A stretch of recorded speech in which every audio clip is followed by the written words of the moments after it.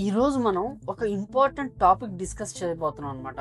ఆ టాపిక్ ఏంటి అంటే, can I even retire early in India? So మీకు తెలుసా, వెస్టర్న్ కంట్రీస్ లో చాలా మంది 35 to 40 ఇయర్స్ కి రిటైర్ అయిపోతున్నారు విత్ జస్ట్ 1 మిలియన్. అంటే ఇండియాలో అది 8 crore రూపీస్ అనమాట. కానీ ఇండియాలో ఇక్కడ 10 crores కూడా సరిపోదేమో అని ఫైనాన్షియల్ ఎక్స్పర్ట్స్ అంటున్నారు అనమాట. ఎందుకు ఇలా?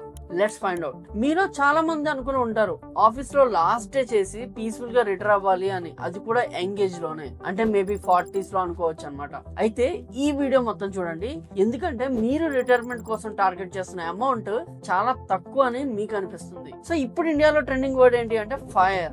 ఫైర్ అంటే పుష్పాలాగా కాదు, it's financial independence, retire early. ఈ కాన్సెప్ట్ వెస్టర్న్ కంట్రీస్ లో చాలా పాపులర్ అయిపోయింది. బేసిక్ ఐడియా ఏంటి అంటే, అగ్రెసివ్ గా సేవింగ్స్ చేసి స్మార్ట్ ఇన్వెస్ట్మెంట్స్ చేసి ఎర్లీగా రిటైర్ అయిపోవడం. కానీ ఇండియాలో ఇది వర్క్ అవుతుందా లేదా అన్నట్టు ప్రతి ఒక్కరికి ఉంటుంది. Sadly the math just doesn't add up. Let me show you why. So first వచ్చేసి ఏంటంటే ఇన్ఫ్లేషన్ అనమాట. 2010 లో 100 రూపాయలకి వచ్చే గ్రాసరీస్ ఇప్పుడు మనం 300 పే చేస్తున్నాం. జస్ట్ 13-14 ఇయర్స్ లో మెడికల్ ఎక్స్పెన్సెస్ అయితే డబుల్ అయిపోయాయి. And school fees, rent, travel, ప్రతి ఒక్క ఎక్స్పెన్స్ శాలరీ హైక్ కన్నా ఫాస్ట్ గా పెరిగిపోతున్నాయి. యుఎస్ లో రిటైర్మెంట్ ని సపోర్ట్ చేయడానికి 401k ప్లాన్స్ ఉంటాయి, సోషల్ సెక్యూరిటీ బెనిఫిట్స్ ఉంటాయి, మెడికేర్ లాంటి స్కీమ్స్ ఉంటాయి. కానీ ఇండియాలో పెన్షన్స్ చాలా కష్టమైపోయాయి. ఈపీఎఫ్, ఎన్పిఎస్ లాంటి స్కీమ్స్ చాలా మందికి లాంగ్ టర్మ్ రిటైర్మెంట్ సస్టైన్ చేయడానికి సరిపోవు. అండ్ ఇంకా క్లియర్ గా చెప్పుకోవాలంటే అసలు చాలా మందికి వీటి గురించే తెలియదు. And family responsibilities. వెస్ట్ లో రిటైర్మెంట్ అంటే సేవింగ్స్ ఫర్ యువర్ సెల్ఫ్ అనుకుంటారు, అంటే ఎవరికి వాళ్ళు సేవ్ చేసుకోవడం. కానీ ఇండియాలో రిటైర్మెంట్ అంటే పేరెంట్స్ ని, పిల్లల్ని and same time extended families కూడా సపోర్ట్ చేయాల్సి వస్తుంది. సింగిల్ పర్సన్ రిటైర్డ్ అవడమే కాదు, ఒక్కొక్కసారి ఎంటైర్ ఫ్యామిలీని ఫైనాన్షియల్ గా సపోర్ట్ చేయాల్సి వస్తుంది. సో సడన్ గా ఒక మెడికల్ ఎమర్జెన్సీ వస్తే lakhs of rupees just weeks లో డ్రైన్ అయిపోతాయి. అండ్ ఇండియాలో చాలా మందికి అడిక్వేట్ హెల్త్ ఇన్సూరెన్స్ కూడా లేదు.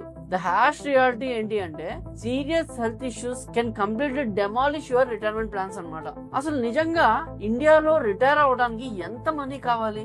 Let's break it down. 3 crores not a bad basic life style, but ఒకవేళ ఇన్ఫ్లేషన్ పెరిగితే రిస్కీ అవుతుంది అనమాట. మరి 5 crores ఉంటే this can last 15 to 20 years. కానీ ఇది కూడా స్ట్రెస్ ఫ్రీ రిటైర్మెంట్ అయితే ఇచ్చేది కాదు. మరి 10 crores కంఫర్టబుల్ లైఫ్ అవ్వచ్చు, but still need a passive income source. And 20 crores ఇది ట్రూ ఫైనాన్షియల్ ఫ్రీడమ్. అంటే మీరు ఇంకెప్పుడు వర్క్ చేయాల్సిన అవసరమే లేదనమాట. కానీ being realistic, there are some factors beyond our control. Government policies, market crashes, global economic downturns, వీటిని మనం ప్రిడిక్ట్ చేయలేము. అండ్ ఇండియాలో ఫైర్ మూవ్మెంట్ సక్సెస్ స్టోరీస్ ఇండియాలో చాలా తక్కువ అనమాట. ఎందుకంటే it's genuinely hard. Western standards ఇండియాకి అప్లై చేస్తే వర్కే అవ్వదు అనమాట. ఇప్పుడు అసలు క్వశ్చన్ ఏంటంటే, how do we even get these amounts? అసలు ఈ 20 crores 10 crores వీటిని ఎలా సంపాదించవచ్చు అనేది మనం చూసుకున్నట్లయితే అగ్రెసివ్లీ ఇన్వెస్ట్ చేసుకోవడం అనమాట. Stocks, mutual funds and REITs లో రెగ్యులర్ గా ఇన్వెస్ట్ చేయండి. Target for 12 to 15% CAGR.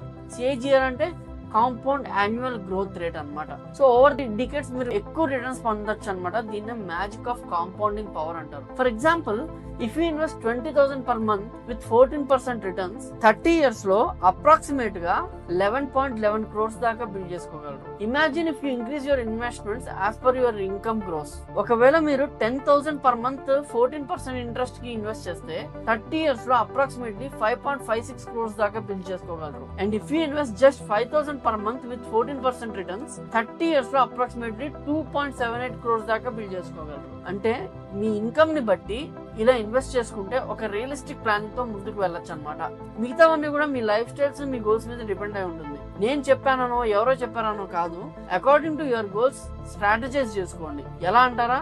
ఇలా మల్టిపుల్ ఇన్కమ్ స్ట్రీమ్స్ తో, రెంటల్స్, డివిడెండ్స్, డిజిటల్ బిజినెసెస్, ఫ్రీలాన్సింగ్స్, ఇలాగా సింగిల్ ఇన్కమ్ సోర్స్ మీద డిపెండ్ కాకండి. ప్యాసివ్ ఇన్కమ్ సోర్స్ క్రియేట్ చేసుకోవడానికి అయితే ట్రై చేయండి. That will keep paying you even after retirement. Remember, income minus expenses equal to wealth ఎప్పుడైనా కూడా. And ఇండియాలో లైఫ్ స్టైల్ ఇన్ఫ్లేషన్ అనేది సైలెంట్ వెల్త్ కిల్లర్ అనమాట. మీరు ఎంత అర్న్ చేసినా ఎక్స్పెన్సెస్ కూడా అంతే పెరిగితే సేవింగ్స్ జీరో అయిపోతుంది. కాబట్టి live below your means. 50-30-20 rule ని ఫాలో అవ్వండి. 50% నీడ్స్, 30% వాంట్స్, 20% సేవింగ్స్ అయినా చేయండి, లేకపోతే 20% ఇన్వెస్ట్ అయినా చేయండి. Medical emergencies are unpredictable and extremely expensive అనమాట. అడిక్వేట్ హెల్త్ ఇన్సూరెన్స్ లేకపోతే రిటైర్మెంట్ ఫండ్ మొత్తం డ్రైన్ అయిపోయే ఛాన్సెస్ చాలా ఎక్కువ. సో ఫైనల్ క్వశ్చన్ ఏంటి అంటే, can I ever retire in India? అసలు నేను ఇండియాలో రిటైర్ అవ్వగలను అంటే answer yes, but it requires extraordinary discipline, planning and frankly a lot more money than people even think. FIRE concept ఇండియాలో పాసిబులే,